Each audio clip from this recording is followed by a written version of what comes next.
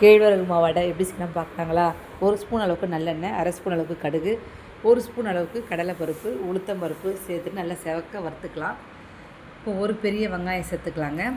பச்சை மிளகா, காரத்துக்கு ஏற்ற மாதிரி பச்சை மிளகா சேர்த்துக்குங்க. இல்லை காஞ்ச மிளகா வேணாலும் சேர்த்துங்க. காரம் பார்த்து சேர்த்துக்குங்க. இந்த வெங்காயத்துக்கு ஏற்ற உப்பு சேர்த்துக்கிறேன். பெருங்காயத்தூள் சேர்த்துக்குங்க.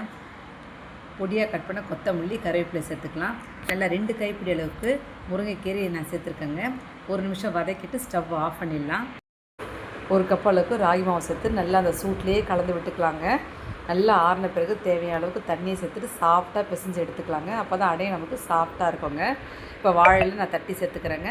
நீங்கள் டேரெக்டாக வேணால் தட்டிக்கலாம், அப்படிலாம் தட்டில் தட்டிட்டு நீங்கள் சேர்த்துக்குங்க.